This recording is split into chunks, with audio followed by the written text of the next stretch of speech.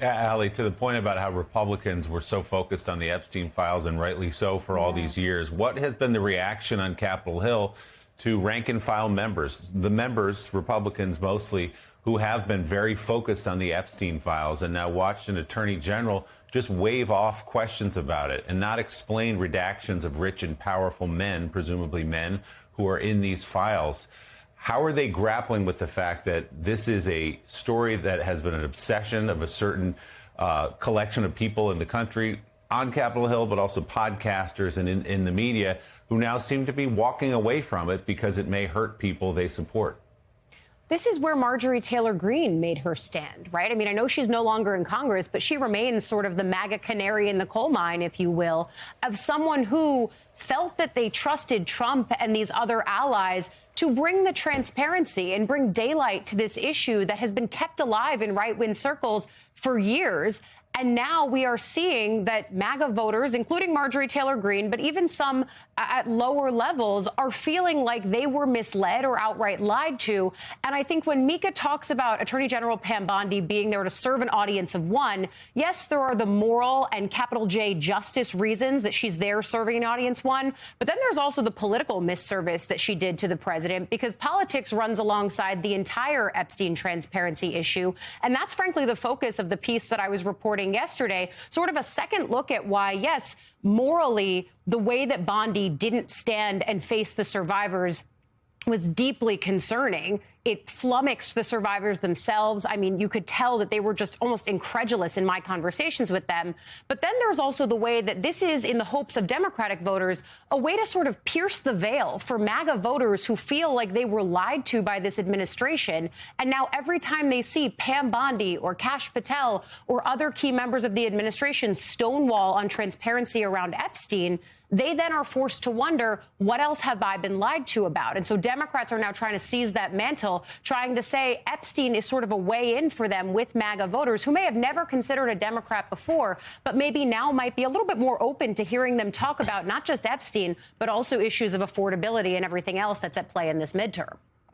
Now, there are some who have grown numb to the theatrics of the Trump era, but that was particularly embarrassing yesterday. Let's just underscore that yet again. So, Richard Haass, two things for you. You've been in a number of hearings during your time working in the federal government. So give us just a quick reminder of how they're supposed to go. But then after that, dive in, if you will, a little bit. One of the many storylines that have emerged as these emails keep coming and coming and coming, and reporters are able to sift through them. Jeffrey Epstein's connections to Russia, that he's certainly trying to, at minimum, curry favor there with the government, perhaps offering some things in exchange. Just talk to us. I mean, when there's so much we don't know, but after you talk about the hearings, just give us a little bit about just why that is so tantalizing to so many, as to just who is this guy? And he had so many powerful friends, both home and abroad. Raises some real questions. Like, absolutely. As for the hearing, Jonathan, this is not the way it's meant to be. The hearings are meant to be serious. It's a way for congressmen and the executive branch to hopefully get to the bottom of things. When they're public, it's also a way to inform citizens, which is critical for a democracy. This was the combat. This was, shall we say, all heat, no light. And we all end up the worse for it. This is truly unserious.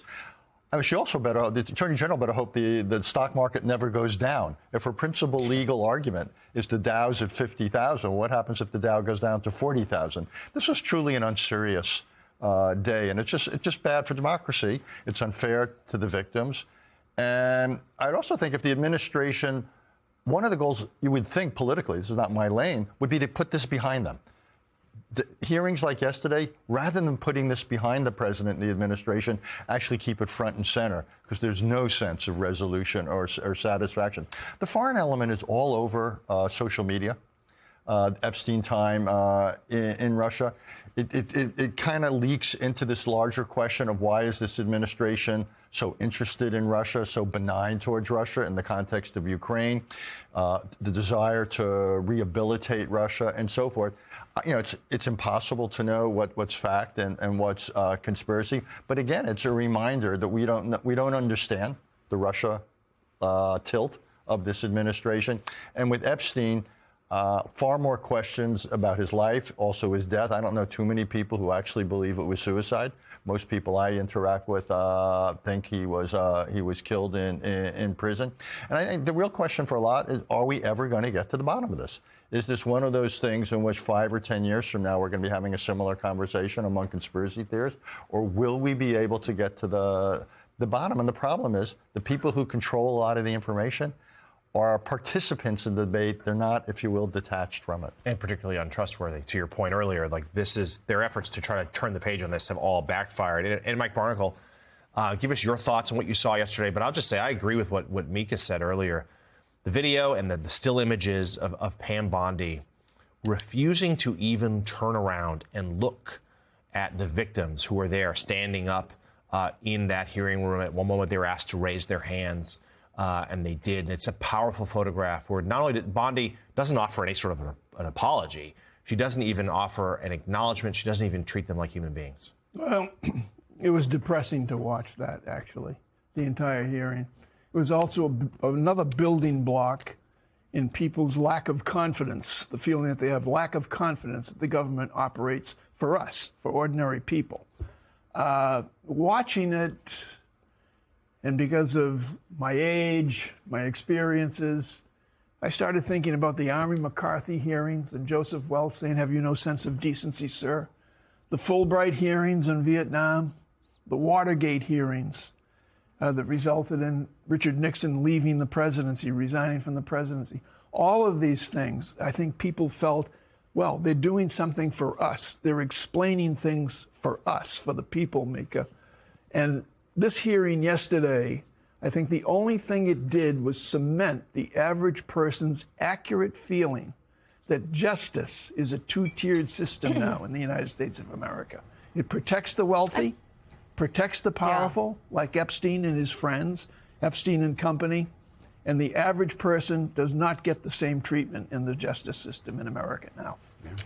I think some of the Democrats did a really good job trying to really show this horrific lack of empathy and clearly a disinterest in justice, especially when you saw Pam Bondi looking at the victims and the victims raising their hands saying they would come in and speak to the Department of Justice. Where was the effort to have staff take their names, bring them in, hear their stories, get them in to the DOJ and show that empathy? That she didn't even have the peace of mind to do that for the appearance, even. Who wouldn't turn around and say, "I am so sorry. I'm so sorry for all you've been through, and so sorry if we haven't been as responsive to you as we should. And we want each and every one of you to come in." I mean, who would not say that? You could have said through multiple administrations. Well, you know, but here's the thing, and it underlines what Mike Barnicle said, that there is a system of justice for the rich and powerful. There's a system of justice for working Americans. Think about the fact, again, I will bring it up again, that during the end of the Obama administration, during the start of the first Trump administration, I kept saying about Jeffrey Epstein, why is this guy out on the street? Why did they give him a sweetheart deal? Like, I actually had people saying, why are you so obsessed about this? I said, wait, why are you not? Why are you not focused on this? How could you not be focused on a man that actually had a place that the rich and powerful called Orgy Island or Rape Island, and he trafficked in young girls? That was in 2015, 2016, 2017. I was asking that question of all administrations. And so now Pam Bondi is the Attorney General. She was the Attorney General, by the way, of Florida when I was asking those questions, and nothing was being done. Now that she's the Attorney General of the United States, and I'm still asking those questions. All these years later, anybody else that wasn't rich and powerful and connected would be exposed, would have their reputations destroyed, would be in jail for trafficking in little girls. And yet, we saw yesterday nothing but cover up, Ask a question, Worse. get an insult. Yeah. Ask about justice for these young rape victims, get a canned line, a snippy pushback instead of just telling the truth. Why are there two systems of justice here? Why are the rich and powerful in the Epstein ruling class, why are they still being protected? And people can read. The parts of these files that have been released reveal redacted, but you can see pictures of girls. You can see emails from rich and powerful men talking about how they taste. You can read these men talking about them being brought in and how young they are. You know something very wrong happened here. You know justice is needed. Americans can read. And last I checked, this was something Trump had promised his base.